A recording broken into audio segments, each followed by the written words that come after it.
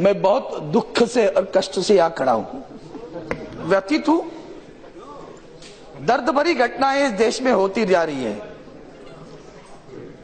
और एक दिन नहीं, रोजाना हम देख रहे हैं या तो वहां आतंकवादियों के हमले हो रहे हैं, जवान शहीद हो रहे हैं, रोजाना नागरिकों पर भी हमले हो रहे हैं और दूसरी तरफ अंदर, देश के अंदर भी जो घटनाएं हो रही है वो हर एक व्यक्ति यहां बैठा है वो अंतर्मुख होकर उसको देखना चाहिए।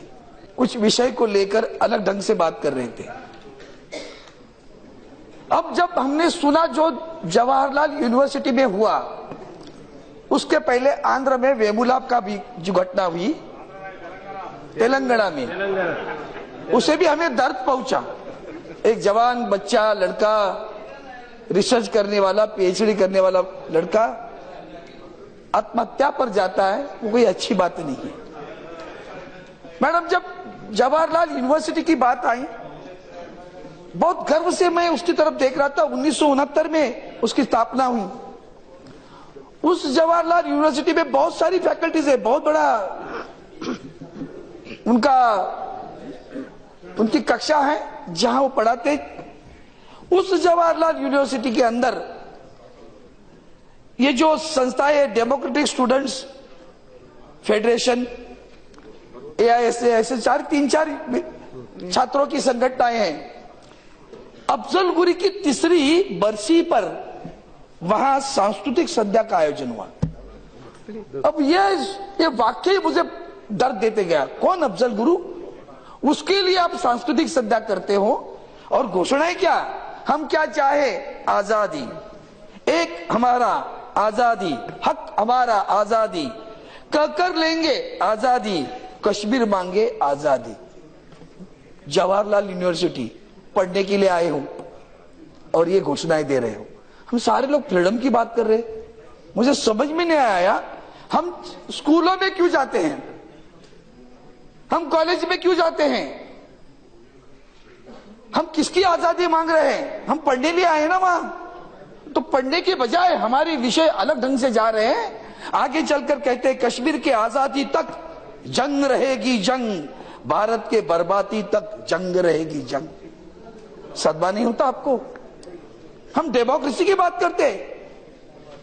मैडम, इस संस्था की जो संगठन है, मकबूल हट की बात करते हैं। उस मकबूल भट्ट, मैं आज पूरी याद दिलाता हूं जानबूझकर, थोड़ी मुझे 2 मिनट समय देना प्लीज। 14 सितंबर 1966 में पाकिस्तान के साथ हाथ मिलाकर इन्होंने अपने पुलिस पर हमला किया। मकबूल हट ने, इंस्पेक्टर अमरचंद मारा गया। 1966 से चल रहा है मकबूल हट का। मकबूल भट्ट ने 1971 में अपना इंडियन एयरलाइंस का विमान जहाज लेकर भाग गए, लाहौर में लेके गया। उसका भी मुख्य संचालन मकबूल हट नहीं किया, भट्ट नहीं किया। 1976 में भारत की फौज ने उसे पकड़ लिया। पकड़ने के बाद में 3 फरवरी 1984 में जम्मू कश्मीर लिबरेशन फ्रंट, उनके ऊपर मुकदमा चलता रहा। उसके ऊपर मुकदमे, उसे शिक्षा हुई, शासन हुआ, फांसी की सजा हुई। फांसी की सजा होने के बाद में 1984 में उन्होंने, तब तक राष्ट्रपति के पास अर्जी की गई माफीनामे के बारे में। उस 84 में लंदन में अपने भातरे करके वहां कॉन्सुलेट में काम करते थे, उनको पकड़कर लेकर गए, भाग गए। अब वो म्हात्रे को जब लेके, रविंद्र म्हात्रे, आज उस सारी चीजें मैं जानबूझकर बताता हूं, वो रविंद्र म्हात्रे को लेकर गए और कहने लगे कि मकबूल भट्ट को छोड़ दो। इंदिरा गांधी जी या उस वक्त प्रधानमंत्री थी, उन्होंने कहा कि हम आतंकवादियों के सामने झुक नहीं सकते। क्या हुआ? 4 दिन के बाद में मकबूल भट्ट के लोगों ने लंदन में रविंद्र म्हात्रे की हत्या की, रास्ते पे उसका शव फेंक दिया 4 फरवरी को। और वो शव फेंकने, उसकी हत्या करने के बाद में 3 दिन के अंदर उस वक्त प्रधानमंत्री इंदिरा गांधी जी ने जो अर्जी उन्होंने राष्ट्रपति के सामने की थी, उसको राष्ट्रपति को विनती की कि अर्जी आप उसका फैसला कीजिए। उनको उस फैसले के मुताबिक अर्जी उसकी राष्ट्रपति ने मान्य नहीं की और 11 फरवरी को मकबूल भट्ट को फांसी दी गई। 1984 में फांसी दी गई है। आज तक वो लोग मकबूल भट्ट को भूले नहीं। हम तो रविंद्र बात्रे को भूल गए। हम सियाचिन की बात करते, हनुमंतप्पा को भूलेंगे, पठानकोट की हत्या को भूलेंगे, लेकिन आजादी के नाम पर, डेमोक्रेसी के नाम पर छात्रों को कुछ भी नारे लगाए, उसके ऊपर हम समर्थन करेंगे। मुझे बुरा लग रहा है। समर्थन करते हो आप? किस बात का समर्थन कर रहे हो आप? राजनीति चल रही है। देश में एक नई सरकार आई। हाँ ठीक है, सरकार की भी गलतियां होती रही होगी। मैं नहीं कहता हूं कि आप आलोचना नहीं करें, आप जरूर आलोचना करो, लेकिन देश की अखंडता पर अगर कोई आंच आती है तब तो हम सब मिलकर उसके खिलाफ लड़ने चाहिए। वो नहीं हो रहा है। आज हम बता रहे हैं कि तुमने क्या किया, हमने क्या किया। हम तो लड़ाई देख रहे हैं दोनों की। बहुत बुरा लग रहा है। मैं बहुत व्यथित हूं। जवाहरलाल नेहरू यूनिवर्सिटी में जो हादसा हुआ है जी, वो क्यों है? इसके बाद में 2-3 चीजें मैं महत्वपूर्ण बताना चाहता हूं। ये कहां से शुरू हुआ?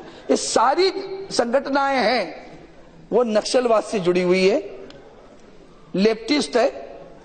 लेफ्टिस्ट होना कोई गलत नहीं है, लेकिन लेफ्टिस्ट होकर देश की अखंडता पर आंच लाना गलत है। यह कब हुआ? रशिया जब डाउन हुआ और चाइना ने पूंजीवाद स्वीकारा तो पता चलने लगा कि क्या करें। आज ये पूरा अड्डा जो बना है वो माओवादियों का अड्डा है, अलगाववादियों का अड्डा बन गया जवाहरलाल यूनिवर्सिटी। मुझे गृह मंत्री से मेरी प्रार्थना है, अपना इंटेलिजेंस थोड़ा कम गिर रहे क्या? पठानकोट में भी हुआ, ये जवाहरलाल नेहरू यूनिवर्सिटी में हमने बच्चों को पकड़ क्या लिया? सेडिशन के ऊपर अभी डेफिनेशन चल रही है। हाँ सही बात है कि सेडिशन का जो मुद्दा था, वो मुद्दा जब अंग्रेजों की सरकार थी तो देश के लिए हम लोग लड़ रहे थे तो सबके ऊपर सेडिशन लगाया जाता था, 124A। उसको लेकर आज हम किस तरह से कर रहे हैं उसको भी युवा, इस देश की ताकत है। हमने ये नहीं भूलना चाहिए कि यही लोगों ने, हमारे मुंबई में एक हादसा हुआ था इशरत जहां का, याद है? वो लड़की जब मारी गई वो किस लिए आई थी सबको पता है। इसके बारे में इस सारी सरकार के लोग उसके पीछे खड़े रहे, कोर्ट तक गए इशरत जहां के खिलाफ। आज पता चला हेडली के पास से कि इशरत जहां प्रधानमंत्री की हत्या करने के लिए आई थी।